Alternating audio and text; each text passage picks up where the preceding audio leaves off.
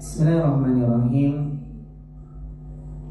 Innal hamdalillah nahmaduhu wa nasta'inuhu wa nastaghfiruh wa na'udzu billahi min shururi anfusina wa min sayyiati a'malina.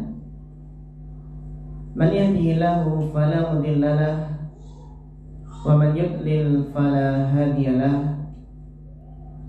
Asyhadu an la ilaha illallah wahdahu la syarika lahu wa asyhadu anna Muhammadan abduhu wa rasuluh. Allahumma salli wa sallim wa barik wa an'im ala abdika wa rasulika Muhammad wa ala alihi wa sahbihi wa man tabi'ahum bi ihsanin ila yaumiddin, amma ba'd.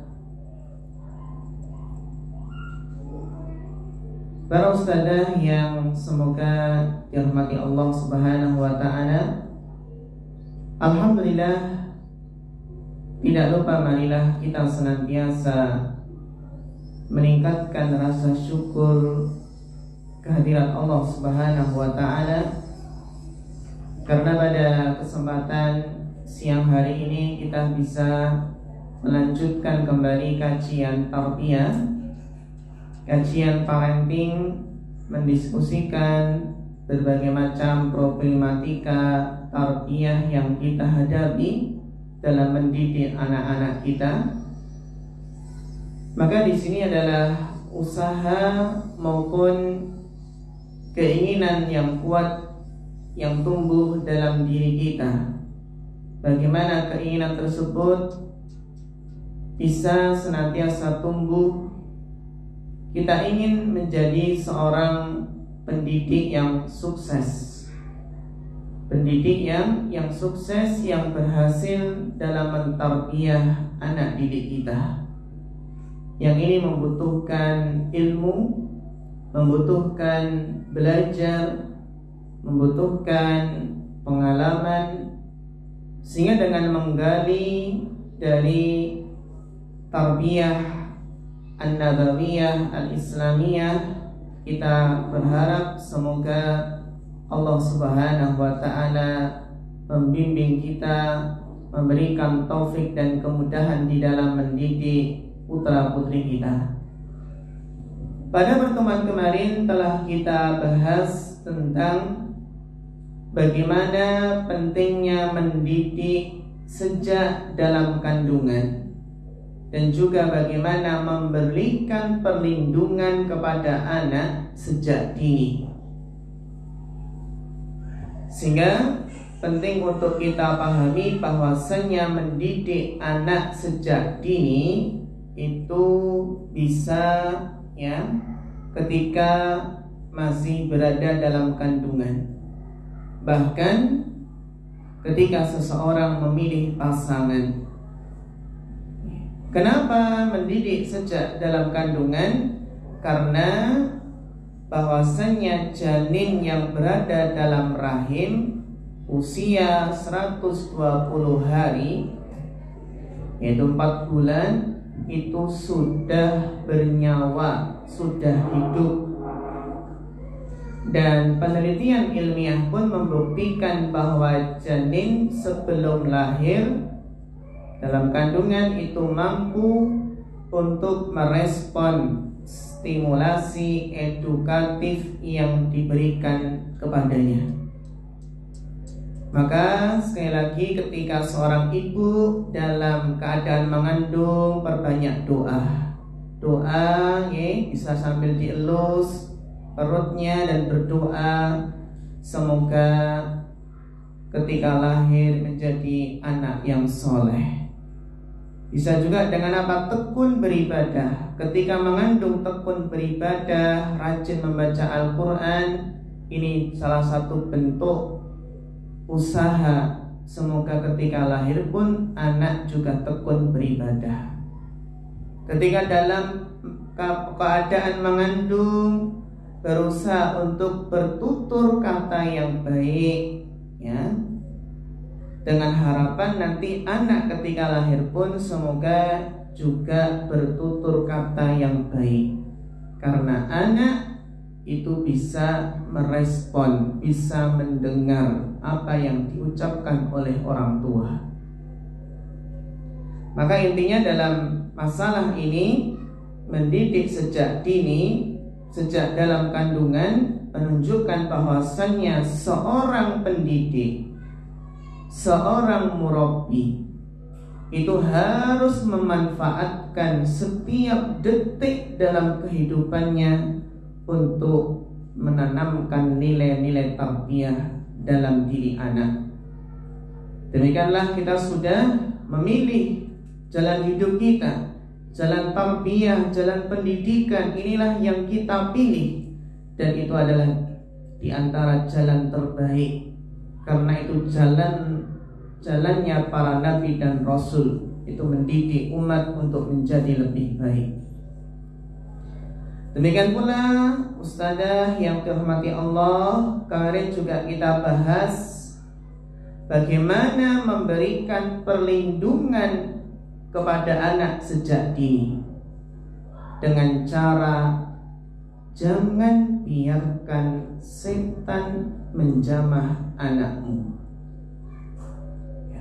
Karena kita menyadari bahwasanya setan tidak akan duduk manis membiarkan anak kita tumbuh menjadi generasi yang soleh. Setan akan berusaha bagaimana mengganggu sejak dini. Sejak lahir sudah diganggu oleh setan. Maka di antara memberikan perlindungan sejak dini, jangan sampai lupa membaca doa sebelum melakukan hubungan suami istri. Kemudian ketika anak sudah lahir, jangan lupa berdoa pula dengan doa Nabi, u'idukuma bi kalimatillahi tamah min kulli syaitanin wahamah wa min kulli ainin lamah. Kita berikan perlindungan kepada anak kita setiap pagi dan petang. Dan jangan biarkan anak berkeliaran ketika apa? Saat malam tiba, ketika maghrib datang. Dan pada kesempatan kali ini kita akan membahas sebuah materi yang sangat penting. Materi yang mudah-mudahan menjadi motivasi bagi kita untuk semangat menjadi seorang pendidik yang sukses. Dan ternyata para ustadzah yang dirahmati Allah, seorang pendidik yang sukses itu ternyata memiliki karakter, memiliki sifat-sifat yang mana apabila karakter-karakter ini ada dalam diri seorang pendidik, apabila sifat-sifat tersebut ada pada diri seorang pendidik, maka dengan izin Allah akan menjadi seorang pendidik yang sukses, akan menjadi orang tua yang sukses dalam mendidik putra-putrinya. Sehingga para ustadzah yang dirahmati Allah, memang kita menyadari bahwasannya kesempurnaan sifat pendidik itu hanya dimiliki oleh para nabi dan rasul alaihimussalam. Jadi memang yang punya karakter sempurna dalam mendidik itu ya para nabi, para rasul. Namun kita sebagai orang tua, sebagai seorang murabbi, kita pun juga dituntut segenap kemampuan untuk memiliki sifat-sifat tersebut. Sebab apa? Sebab kita telah dijadikan sama anak-anak itu dijadikan contoh, dijadikan suri teladan dalam kehidupan mereka. Kira-kira karakter apa saja ustadzah yang sangat penting agar kita menjadi seorang pendidik yang sukses? untuk menyemangati kita dalam kajian rutin ini, kajian setiap hari Kamis, sepekan satu kali. Mungkin kita juga ada sedikit rasa jenuh, rasa bosan, karena memang seperti itulah godaan setan. Setan itu bagaimana menghalangi seseorang dari ilmu dengan menjadikan seseorang itu merasa jenuh dalam belajar, merasa bosan dalam menuntut ilmu. Nah, perasaan ini yang harus dilawan dengan tetap mengingat-ingat keutamaan ilmu. Inilah yang pertama. Karakter seorang pendidik yang sukses adalah seorang pendidik yang berilmu. Kalau seorang pendidik gak punya ilmu dalam mentarbiyah, gak punya ilmu dalam mendidik, maka sangat jauh dari kata sukses. Sehingga para ustadzah yang dirahmati Allah, maka ilmu itu adalah kebutuhan primer. Kebutuhan primer setiap insan dalam setiap lini kehidupannya. Semua itu membutuhkan ilmu, apalagi dalam masalah tarbiyah, dalam masalah mendidik anak yang sangat urgen, sangat penting sekali. Bahkan para ustadzah, kalau kita renungi bersama, kebutuhan kita terhadap ilmu dalam mendidik anak itu melebihi kebutuhan terhadap ilmu dalam menjalankan apa? Menjalankan pekerjaan. Ya. Sehingga apa? Sehingga ternyata di sana banyak dari para orang tua yang ternyata kurang mempersiapkan ilmu bagaimana menjadi seorang pendidik yang sukses. Belum siap untuk menjadi orang tua. Demikian pula kalau kita mendidik anak-anak, maka kita harus siap dengan ilmu yang cukup.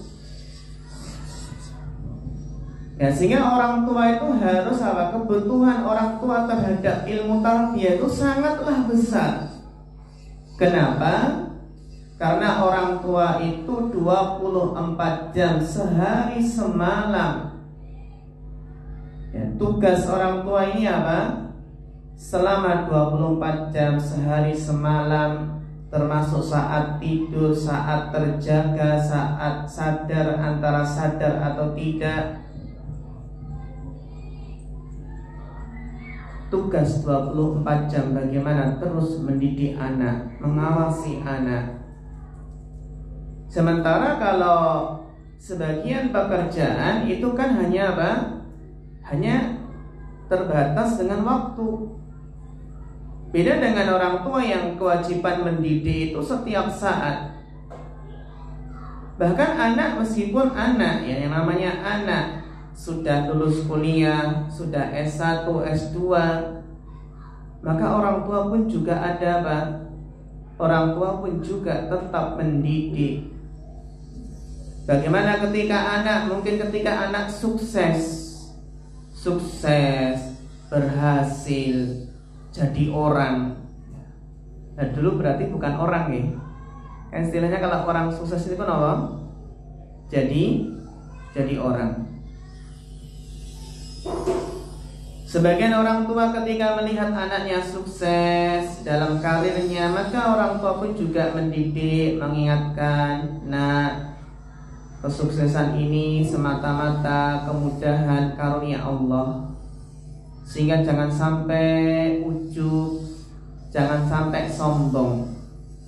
Ketika sebuah usaha, bisnis, sebuah pekerjaan itu sukses, maka tetap rendah hati, tetap menyandarkan bahwasannya semua kesuksesan itu semata-mata atas kemudahan dari Allah.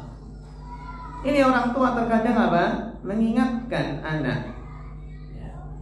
Nah, ilmu apa saja para ustadzah yang terhormati Allah, ilmu apa saja yang dibutuhkan? Banyak jenis ilmu yang dibutuhkan orang tua untuk mendidik anaknya. Mulai dari ilmu agama yang banyak variannya, banyak cabangnya, sampai ilmu bagaimana berkomunikasi dengan anak. Terutama jenis ilmu yang harus menjadi perhatian kita adalah ilmu akidah. Kalau kita ingin akidah anak kita lurus, berarti kita harus semangat belajar akidah, belajar tauhid. Jangan sampai anak itu justru disuguhi tontonan-tontonan yang merusak akidah. Dengan kita semangat belajar tauhid, belajar akidah, sehingga harapannya kita bisa menanamkan akidah sahihah dalam diri anak-anak kita. Nabi SAW sangat perhatian dengan akidah seorang anak, sehingga suatu saat Nabi pernah berpesan kepada Abdullah bin Abbas. Abdullah bin Abbas yang saat itu masih kecil, namun Nabi sangat perhatian dengan akidah Abdullah bin Abbas, sehingga Nabi berpesan, "Idza sa'alta fas'alillah." Wahai anak kecil, wahai Bu Abbas, apabila engkau meminta, maka mintalah kepada Allah. Bagaimana kita seorang pendidik, sebagai orang tua mengajarkan kepada anak, kalau minta sesuatu, minta kepada Allah.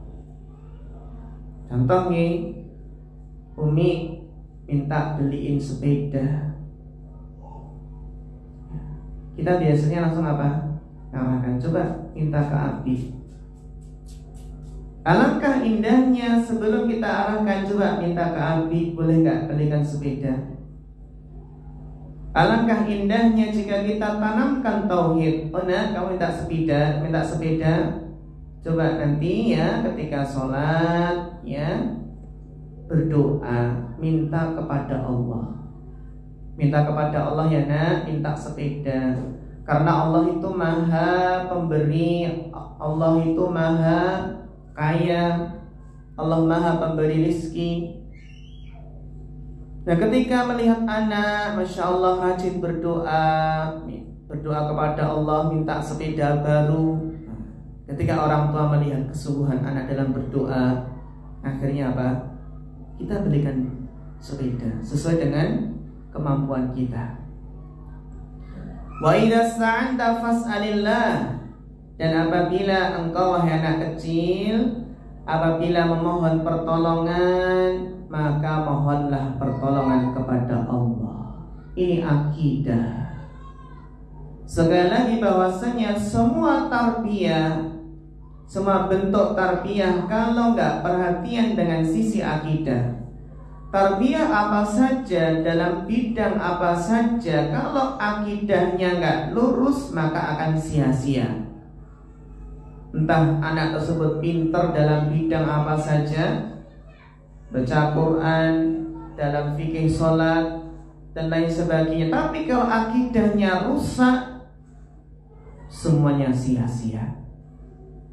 Sebagaimana seorang muslim, kalau seorang muslim mungkin akhlaknya bagus, mungkin ibadahnya rajin, tapi kalau akidahnya rusak, masih melakukan kesyirikan, maka semua amalnya akan sia-sia, akan sirna, akan hancur, nggak ada gunanya. Maka bagaimana fokus seorang murabbi adalah menguatkan akidah anak, membentengi akidah anak yang di sana, di luar sana banyak sekali akidah-akidah yang merusak. Kemudian kita butuh ilmu. Orang tua butuh ilmu bagaimana tata cara sholat yang benar. Sehingga para ustadzah yang terhormati Allah Subhanahu wa ta'ala, kita sangat butuh dengan ilmu. Maka sekali lagi, karakter pendidik yang sukses adalah pendidik yang berilmu, seorang pendidik yang semangat belajar. Ini karakter pendidik yang sukses adalah seorang pendidik yang semangat belajar. Seorang pendidik yang sukses adalah seorang pendidik yang merasa bahwasannya dia masih banyak ilmu tarbiyah yang belum dipelajari, yang belum diketahui. Sebaliknya, seorang pendidik itu akan gagal, jauh dari kata sukses, apabila dia malas dalam belajar, apabila enggak semangat dalam belajar tarbiyah. Maka ini akan berpengaruh dalam kesuksesan dalam mentarbiyah. Maka para ustadzah yang terhormati Allah, dalam berbagai ilmu akidah, ilmu fikih, ilmu akhlak, ilmu adab, bagaimana adab kepada orang tua, adab kepada tetangga, teman, bahkan cara makan, minum, tidur, masuk rumah, kamar mandi, dan lain sebagainya. Ternyata masih banyak ilmu tarbiyah yang belum sepenuhnya kita kuasai, belum sepenuhnya kita ketahui. Kita juga terus berlatih bagaimana ilmu seni berinteraksi, berkomunikasi dengan anak. Coba ustadzah, kita sudah belajar belum bagaimana kita menghadapi anak yang hiperaktif? Sudahkah kita belajar bagaimana menghadapi anak yang hiperaktif?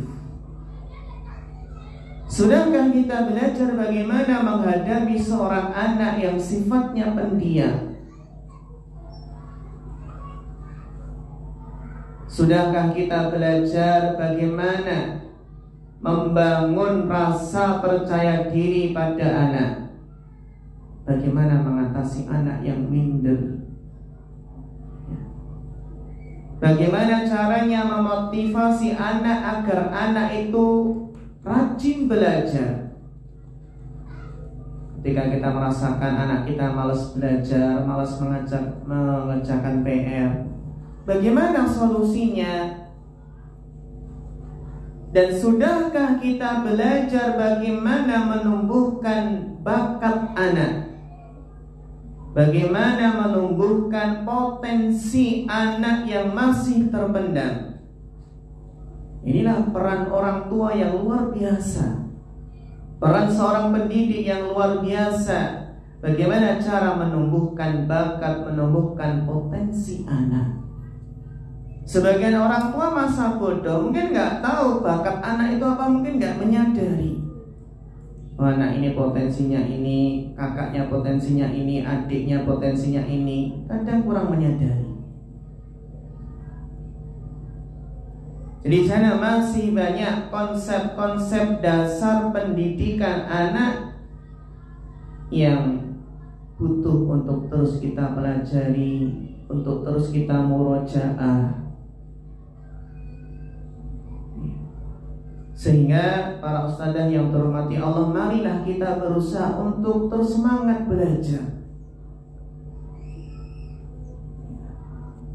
Karena inilah yang menggambarkan bagaimana urgensinya ilmu dalam mendidik anak. Dan sekali lagi, dalam kesuksesan mendidik anak itu sangat tergantung, sangat dipengaruhi oleh ilmu.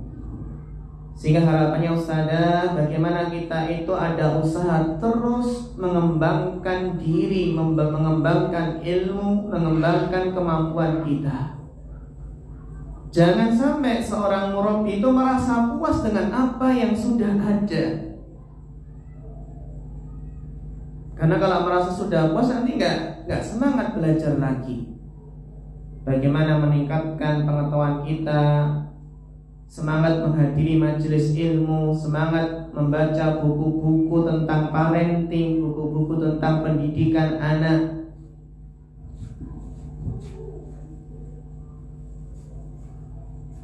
Sehingga ketika kita menyadari bahwasannya tugas yang paling mulia adalah tugas mendidik, itulah watifah para nabi dan rasul, maka kita ketika sudah memilih, alhamdulillah, tugas yang mulia itu tugas mendidik, tinggal bagaimana kita memaksimalkan dalam mempersiapkan bekal berupa ilmu.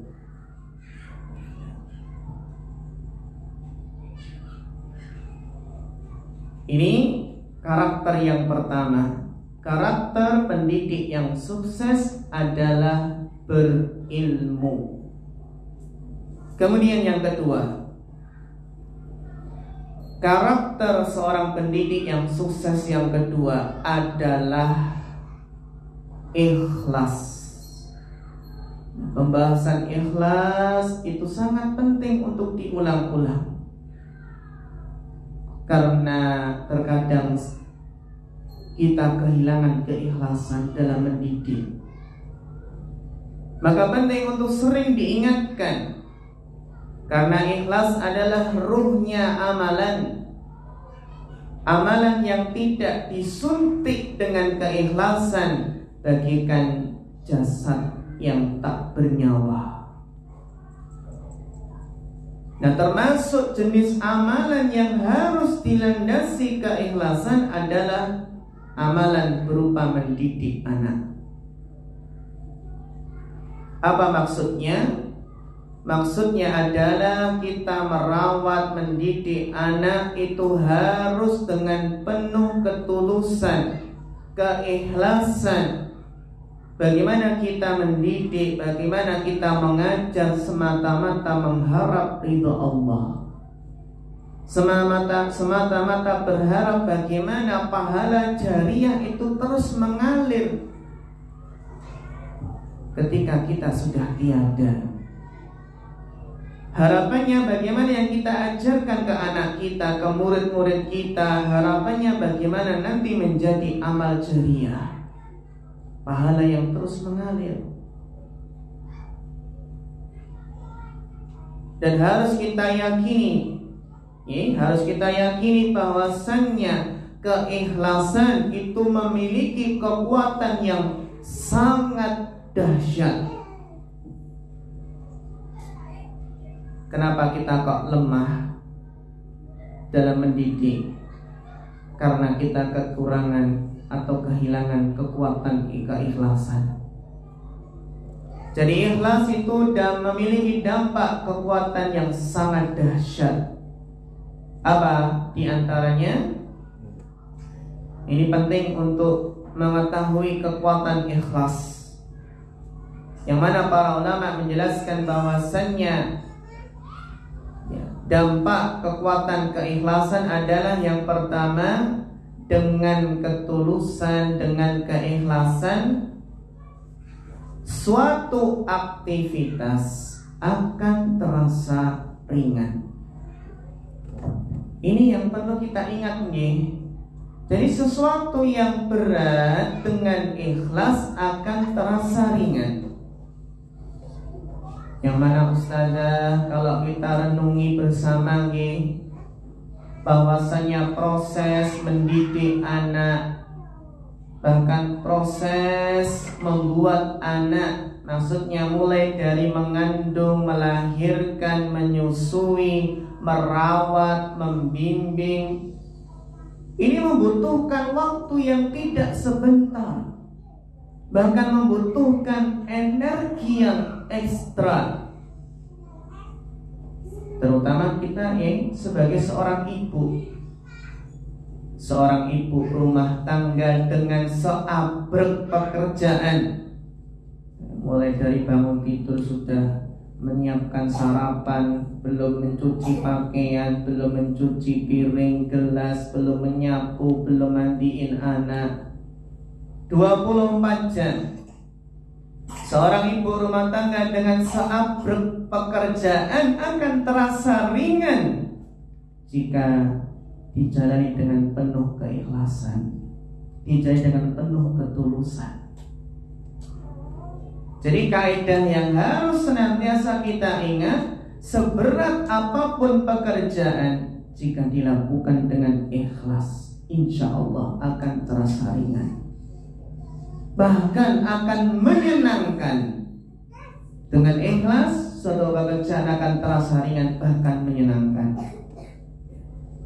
Sebaliknya, kaidahnya, sebaliknya, seringan apapun pekerjaan, seringan apapun pekerjaan, kalau dilakukan dengan keluh kesah, pasti akan terasa seberat gunung, terasa sangat menyebalkan.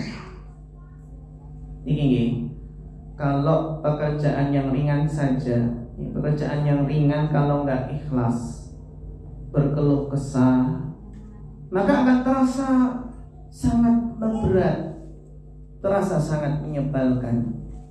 Ini yang perlu kita ingat, kekuatan ikhlas, bahwasanya pekerjaan yang berat terasa ringan, bahkan menjadi menyenangkan. Yang kedua, dampak keikhlasan. Dengan keikhlasan ucapan kita akan berbobot. Apa Ustazah? Dengan ikhlas ucapan kita akan berbobot. Apa maksudnya?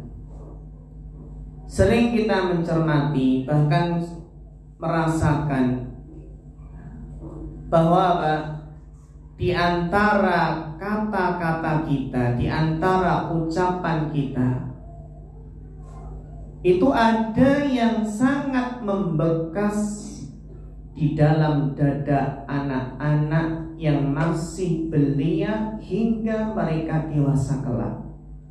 Mungkin kita masih ingat sebagian ucapan, sebagian nasihat orang tua kita yang sudah lama dulu ketika kecil, itu ada yang membekas sampai saat ini, sampai saat sekarang.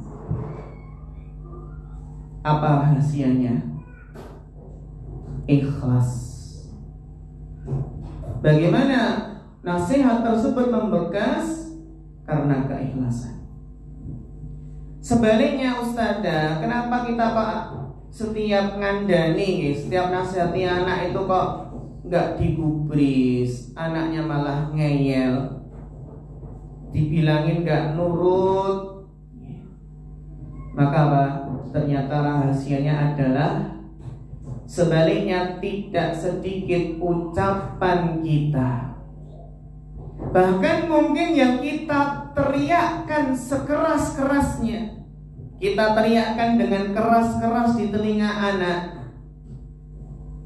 nasihati sambil marah-marah, sambil teriak-teriak, ternyata berlalu begitu saja.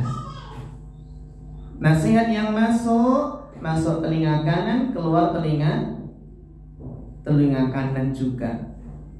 Belum sempat lewat nih, sudah mental. Atau ibaratnya apa?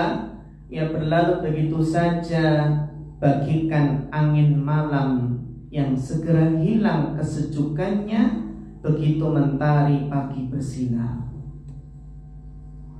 Apa yang membedakan? Yang ini membekas dan yang itu berlalu begitu saja. Apa yang membedakan?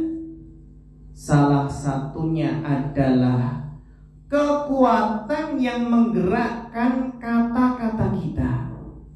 Kekuatan apa yang menggerakkan ucapan nasihat kita? Jadi Ustazah nih, kalau yang kita ucapkan, yang kita nasihatkan itu kok sekedar luapan amarah, luapan marah, maka anak-anak itu ya akan mendengar sesaat saja, sesudah itu hilang tanpa bekas. Itu kenapa kok nasihat kita itu gak pernah membekas. Jika kita merasakan nasihat kita itu gak pernah membekas pada diri anak, bisa jadi nasihat kita itu hanya sekedar meluapkan emosi, tidak dilandasi dengan keikhlasan dan ketulusan.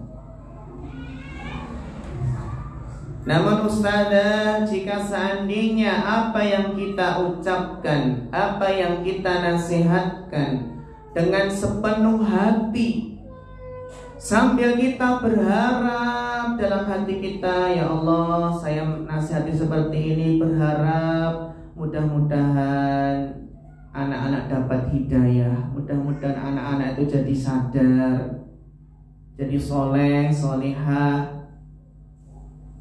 Sambil kita berharap mudah-mudahan menjadi anak yang berbakti kepada orang tua. Maka sebuah perkataan yang dilandasi dengan keikhlasan, ketulusan, penuh harap, sangat berharap hidayah Allah, maka ini akan menjadi perkataan yang berbobot. Sekali lagi, kalau kita ingin perkataan kita didengar oleh anak, ingin nasihat kita itu membekas pada diri anak, maka kira-kira apa yang menggerakkan perkataan kita? Apakah yang menggerakkan itu harapan yang kuat untuk menjadi anak yang soleh, ataukah yang menggerakkan hanya sebatas meluapkan emosi semata? Jadi itu di antara rahasia yang dijelaskan oleh para ulama, kapan seseorang itu nasihatnya bisa membekas dan kapan nasihat itu tak berbekas. Itu dengan keikhlasan dan ketulusan. Kemudian dampak yang keempat, buah keikhlasan. Betapa dahsyatnya kekuatan keikhlasan. Yang pertama tadi pekerjaan yang berat terasa ringan. Yang kedua, dengan keikhlasan ucapan kita akan berbobot. Dan yang ketiga adalah dengan keikhlasan anak kita akan mudah diatur. Anak kita akan mudah diatur. Bagaimana bisa?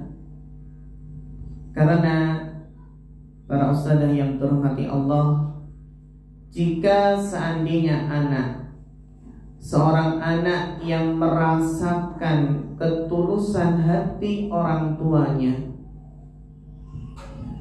maka anak saja kalau merasakan ketulusan hati orang tua dalam memberikan arahan, dalam memberikan nasihat, anak itu tahu kalau orang tua ini nasihati sekedar melampiaskan amarah atau memang nasihat yang tulus. Anak bisa menangkap. Nah, kalau anak merasakan demikian, ya orang tua itu nasihati dengan penuh ketulusan, dengan keikhlasan, anak akan mudah diatur. Anak akan menjadi menurut. Karena anak akan sadar bahwasanya nasihat ini adalah semata-mata demi kebaikannya diri sendiri. Sehingga penting para ustadzah, ketika kita berikan nasihat kepada anak, jangan lupa tampakkan bahwasanya kita itu menginginkan kebaikan demi anak. Jelaskan, tampakkan bahwasanya nasihatnya semata-mata untuk kebaikan anak. Dengan itulah maka dengan keikhlasan maka anak akan mudah diatur. Kemudian yang keempat, buah manis dari keikhlasan dalam mendidik adalah dengan keikhlasan kita akan memetik buah manis pahala. Jadi dengan keikhlasan kita akan memetik buah manis pahala. Jadi Ustazah, keikhlasan itu nggak hanya memberikan dampak positif di dunia, namun juga akan membuahkan pahala yang amat manis di alam sana. Apa buah manisnya Ustazah? Apa buah manis dari keikhlasan dalam mendidik anak? Di antara buah keikhlasan, buah manis keikhlasan dalam mendidik anak adalah yang berujung kepada berkumpulnya orang tua dengan anak-anak di negeri keabadian. Bagaimana keikhlasan dalam mendidik itu dengan izin Allah bisa menghantarkan orang tua dan anak itu bisa masuk surga bersama-sama, bisa berkumpul kembali di surga kelak.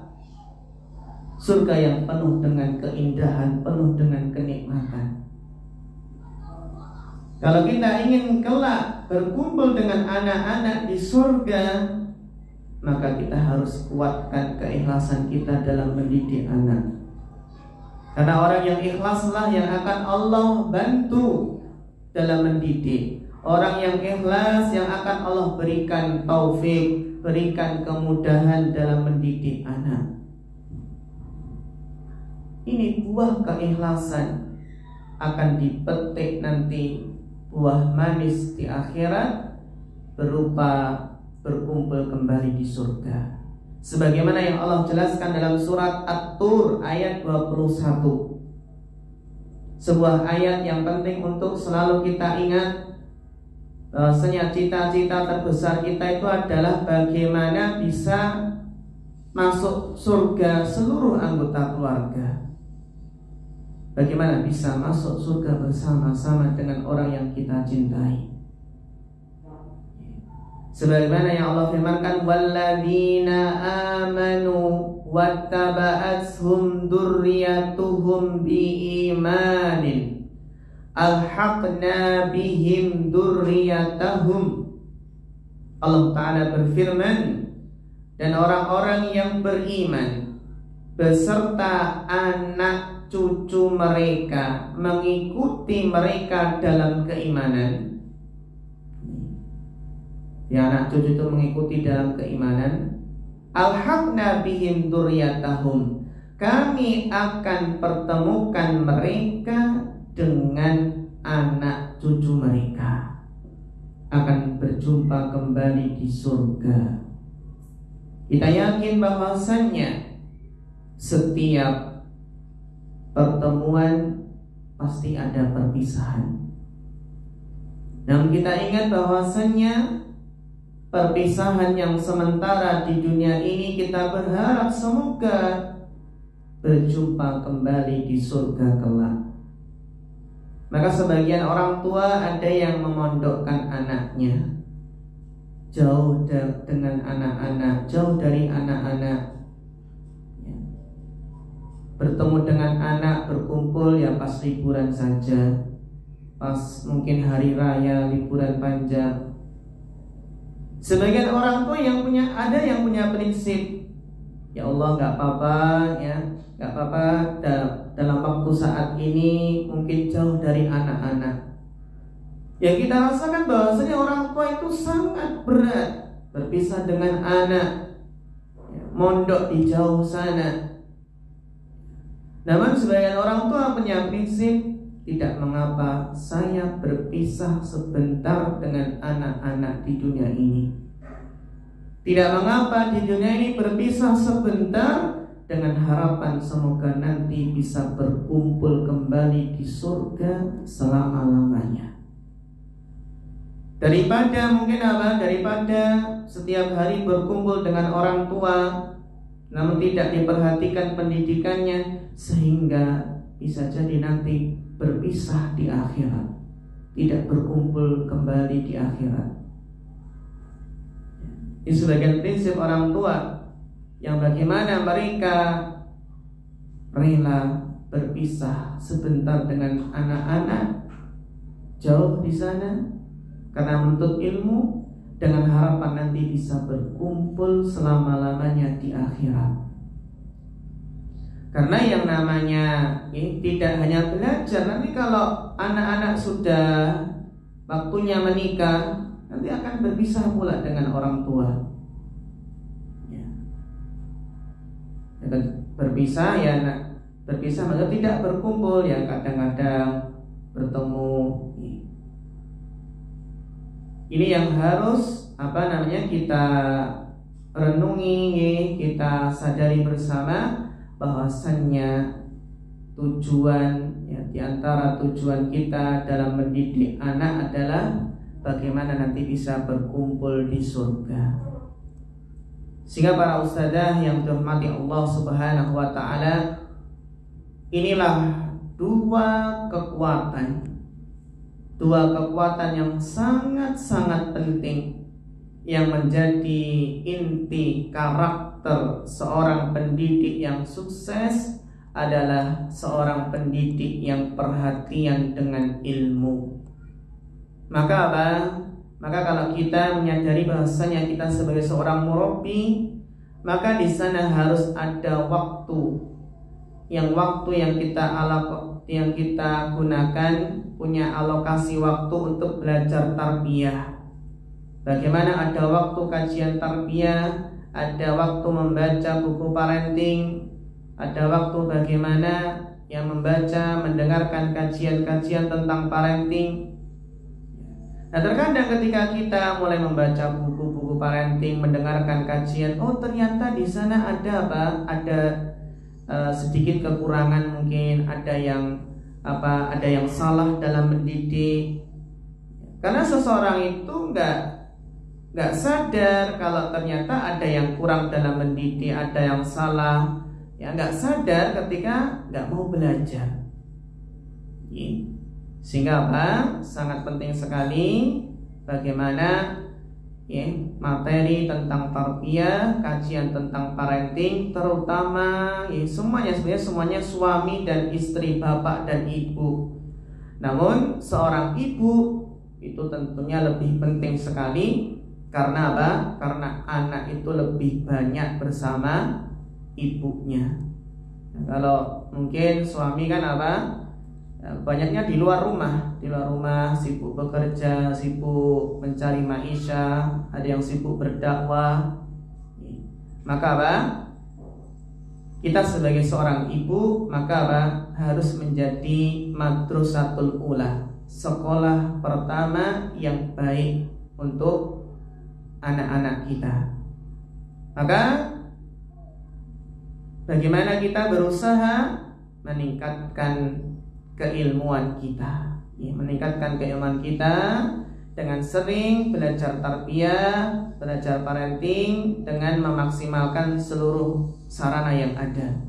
Kemudian ustadzah juga terus memperbaiki, mengasah keikhlasan dan ketulusan kita. Sungguh tadi adalah buah yang luar biasa dari ikhlas. Karena tugas seorang ibu itu berat sekali. Tugas mendidik, tugas di rumah yang banyak sekali, yang tidak ada habisnya, itu akan terasa ringan dengan keikhlasan. Bahkan akan menyenangkan. Kalau kita ingin ucapan kita itu berbobot, kalau kita ingin nasihat kita membekas, maka harus dari hati ke hati, harus ikhlas. Maka kita juga harus introspeksi diri nih. Anak ini kok susah ya dinasihatin, anak ini kok susah ya dibilangin. Bisa jadi kita kurang ikhlas dalam memberikan nasihat, kurang tulus dalam memberikan nasihat, sehingga susah masuk ke dalam hati anak. Jadi kita pun juga harus introspeksi diri. Sebagaimana dulu pernah ada seorang dai yang mengeluh kepada Muhammad bin Wasi', wahai Muhammad bin Wasi', ma ra'aital qulubu la takhsha, wal uyunu la tadma, wal julunu la taqtashair, Wahai Muhammad bin Wasi, kenapa saya melihat ini jamaah ini kalau dinasehati kok hatinya gak khusyuk? Wahai Muhammad bin Wasi, kenapa kok saya melihat kenapa jamaah itu kok keras hatinya, kok gak masuk nasihat, kok hatinya tidak bergetar, kok kenapa tidak menangiskan air mata, tidak bergetar hatinya. Apa sebabnya wahai Muhammad bin Wasi? Ma ra'aitu hadza illa min kibali. Saya melihat sebabnya itu ada pada dirimu sendiri. Kenapa kok jamaah itu susah menerima? Kenapa gak masuk dalam hati mereka? Sebabnya itu adalah dirimu sendiri. Jadi jangan sampai seorang dai itu jangan sampai seorang dai menuduh jamaahnya itu hatinya keras-keras ini. Jangan menuduh hati mad'unya jamaahnya keras. Bisa jadi yang salah adalah pada diri yang menyampaikan nasihat tersebut. Karena kaidah mengatakan ma kharaja min qalbi, ma kharaja minal qalbi waqa'a fil qalbi. Ini kaidah yang harus kita pegang, bahwasannya sesuatu yang keluar dari hati akan sampai ke hati. Sesuatu yang keluar dari hati akan membekas dalam hati. Ini yang perlu kita ingat, bahwasannya pentingnya keikhlasan dalam mendidik, yang akan berbuah pahala, akan berjumpa kembali dengan anak keturunan kita di surga kelak. Demikian para ustadzah yang terhormati Allah. Ini dua karakter sukses seorang pendidik, yaitu berilmu dan ikhlas. Insyaallah akan kita lanjutkan pada pertemuan berikutnya. Masih ada beberapa karakter yang insyaallah nanti akan kita diskusikan. Demikian, barangkali ada yang permasalahan yang diangkat yang perlu kita diskusikan, monggo kita persilahkan. Masih ada waktu sekitar 8 menit nih. Terus berusaha mengasah keikhlasan kita, kiat-kiatnya. Kan kadang itu kita kalau dapat ilmu itu kayak iya tapi prakteknya itu kadang masih belum istiqomah gitu. Masya Allah, pertanyaan yang bagus sekali. Bagaimana mengasah sebuah kemampuan dalam mentarbiyah? Memang demikian ustadzah yang kita rasakan, bahwasanya ilmu teori itu butuh ilmu tatbiqi, butuh praktek. Maka yang pertama, untuk bisa mengasah kemampuan kita, bisa kita praktekkan dalam mentarbiyah anak, maka yang pertama adalah memperbanyak doa. Memperbanyak doa kepada Allah setiap pagi hari. Jangan lupa berdoa dengan memohon, Allahumma inni as'aluka ilman nafi'an wa rizqan thayyiban wa amalan mutaqabbala. Ini zikir pagi dengan mengucapkan Allahumma inni as'aluka ilman nafi'an. Ya Allah, saya memohon kepadamu ilmu yang bermanfaat. Nah, ilmu bermanfaat inilah ilmu yang membekas, ilmu yang diaplikasikan, dipraktekkan dalam kehidupan kita. Jadi usaha yang pertama untuk mengasah dengan apa? Dengan memperbanyak doa. Semoga ilmu yang didengar, ilmu yang didapat itu ada tindak lanjutnya. Ini yang pertama, doa. Yang kedua adalah apa? Adalah dengan sering murojaah, sering mengulang-ulang ilmu yang kita dapat. Kenapa ustadzah perlu murojaah, perlu mengulang? Karena bisa jadi ilmu tersebut belum kita terapkan, belum bisa kita praktekkan. Bisa jadi ilmu tersebut belum membekas dalam hati kita. Bisa jadi ilmu tersebut belum masuk. Bisa jadi belum terlalu paham, masih ngambang. Maka butuh murojaah, butuh untuk mengingat ilmu yang sudah kita dapatkan, dengan harapan ketika ingat ilmu tersebut, ilmu masalah tersebut, maka apa? Bisa kita praktikkan. Karena kita ketahui bahwasanya ilmu itu akan hilang apabila tidak diulang-ulang. Ilmu hilang karena nggak diulang-ulang, karena nggak dimurojaah. Nah, kalau ilmu tersebut hilang, bagaimana mau mengasah, bagaimana mempraktikkan ilmunya sudah hilang? Jadi dengan doa, murojaah, mengulang-ulang. Terus yang ketiga adalah apa? Dengan berlatih, mencoba untuk mempraktikkan secara bertahap. Kita menyadari bahwasanya praktek mengamalkan aplikasi itu tidaklah mudah. Ya, caranya mengasah bagaimana? Dengan cara terus berlatih. Berlatih sedikit demi sedikit. Ya, terus berlatih bagaimana? Contohnya kita berlatih bagaimana komunikasi yang baik dengan anak, berlatih. Dan itu butuh waktu yang tidak sebentar, butuh waktu yang lama. Oh, kita saja juga melatih keikhlasan itu butuh waktu yang lama. Sehingga ya, ilmu tarbiyah itu bukanlah ilmu yang instan, tetapi butuh apa? Butuh latihan yang keras, butuh latihan yang banyak. Karena kita sadari, oh iya Ustaz, kita dapat materi seperti ini dalam kajian parenting, dalam kajian tarbiyah, tapi kok susah ya kalau menerapkan pada anak ya. Belum bisa mengontrol emosi, belum bisa mengontrol amarah ketika sedang mengatasi ya anak. Itu butuh apa? Butuh latihan. Jadi memang ilmu naudori, ilmu teori itu memang ya banyak dan penting ya, sangat penting.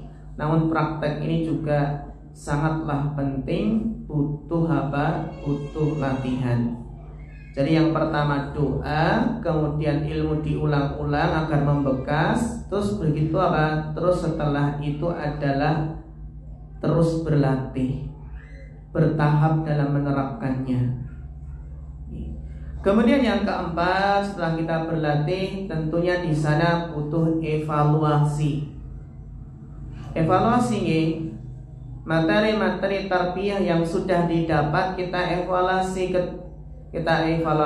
kira-kira mana yang sudah diterapkan pada diri anak, ya, mana yang sudah bisa kita amalkan, mana yang sudah bisa kita praktekkan.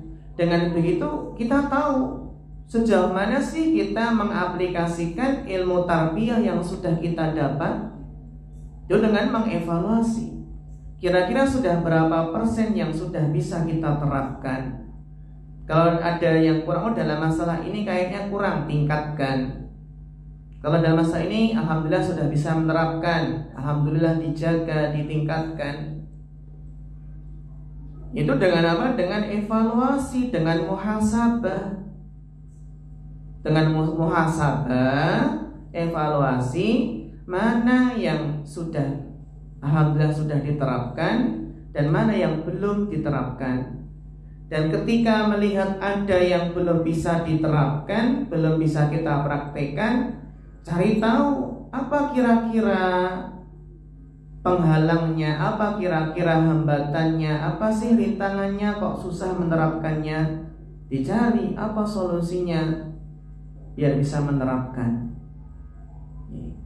Jadi semua itu butuh latihan, butuh usaha yang keras, butuh konsistenitas, ya, butuh konsisten, istiqomah. Pepatah mengatakan bahasanya ya bisa itu karena terbiasa, menunjukkan butuh latihan yang banyak. Kita sama-sama belajar sedikit demi sedikit, mempraktekkan secara bertahap. Dengan istiqomah, insya Allah akan banyak yang bisa kita aplikasikan dalam kehidupan kita. Nggih, ngoten malih. Nggih, monggo.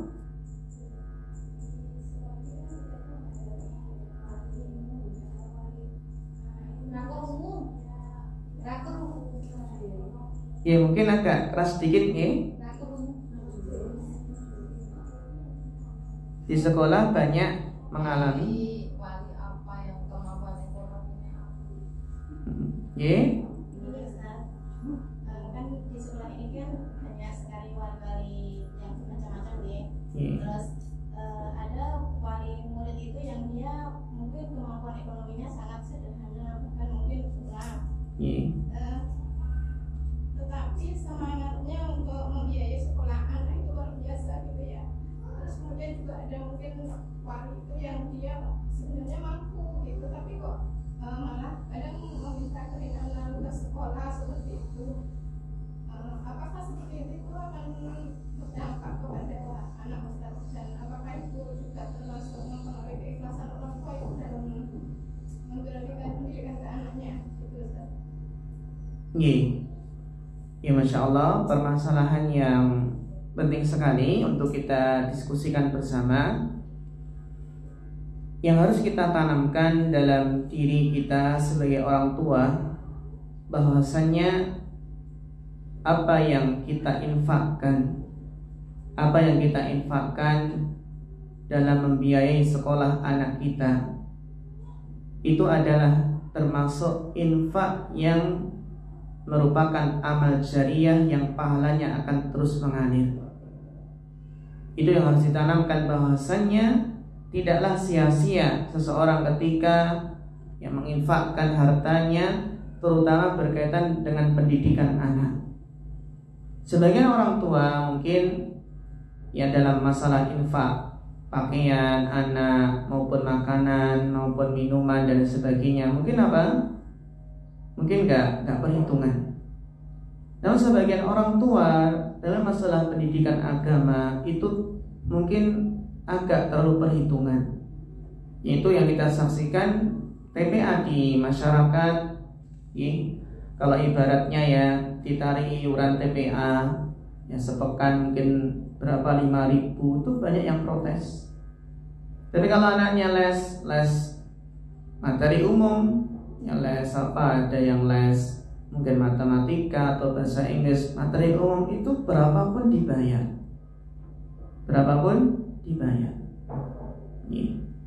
Padahal ilmu agama itulah yang di sini malah perhitungan. Akhirnya sebagian pengelola TPA ya sudah nggak usah ditarik saja, daripada nanti pada lari nggak TPA lagi.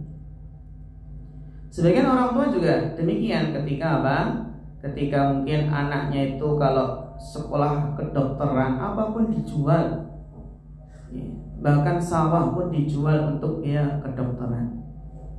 Berbeda dengan ya apabila mungkin mau belajar ke pondok, itu ya yang biayanya lebih murah daripada yang di kedokteran. Mungkin kakaknya di kedokteran dan anak dan adiknya masih mondok, itu pun sebagian minta keringanan.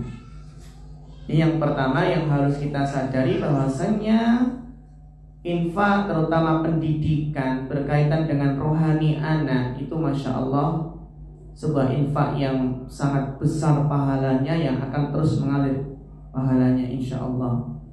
Dan yang kedua,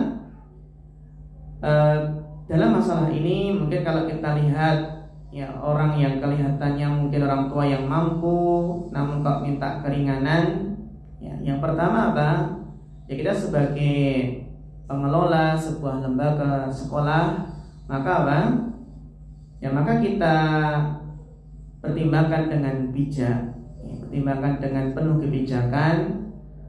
Kita istilahnya benar-benar berusaha mencari tahu apakah benar-benar ini dia mungkin nggak mampu.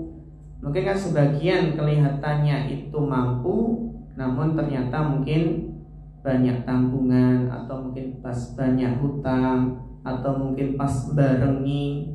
Ya, sebagian orang tua ketika ada yang mondok itu juga kita lihat, oh pekerjaannya sebenarnya gajinya besar tiap bulan, namun ternyata karena banyak hutang, ya ada yang hutang di bank, ada yang barengi kakak-kakaknya seperti itu. Maka semuanya itu kebijakan itu tergantung bagaimana mana yang maslahat. Dan tidak sepantasnya bagi yang mampu dalam ekonomi, ya, dan maksudnya tidak berat dan terus minta keringanan, itu tidak sepantasnya. Karena prinsipnya kalau yang mampu itu mampu membayar, bahkan ada yang lebih, itu juga ada unsur membantu saudaranya yang mungkin kurang mampu. Maka di pondok kan sebagian ada yang diberi tawaran untuk nilai syahriyah, bulanannya beri tawaran. Ya, ada yang mungkin 1 juta atau 1.100.000, 1.200.000 gitu nih. Itu dalam rangka ta'awun.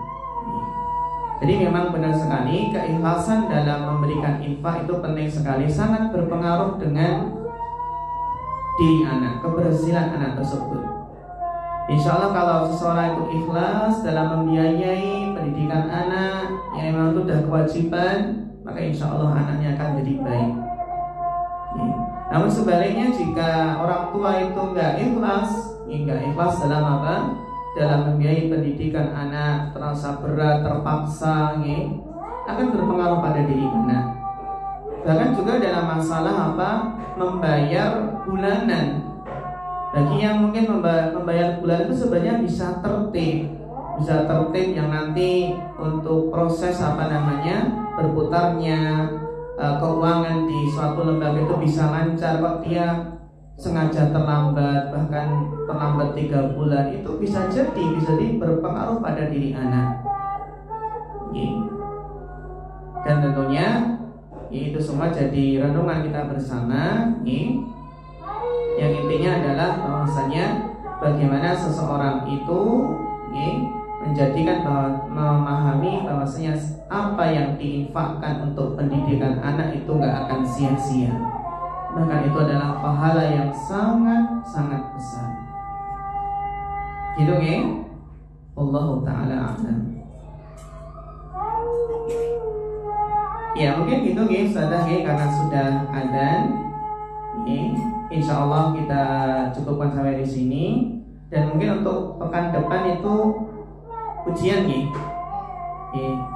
ujian untuk materi-materi yang kami sudah di-share, itu usaha kita untuk bisa kita terapkan, bisa kita latih itu dengan murojaah ilmu. Karena dengan harapan ilmu tersebut membekas dengan diulang-ulang sehingga bisa diamalkan dan diterapkan. Demikian saja yang bisa kita bahas pada kesempatan kali ini. Mudah-mudahan bermanfaat. Ada kekurangan mohon maaf. Fa akhirul kalam. Wassalamualaikum warahmatullahi wabarakatuh.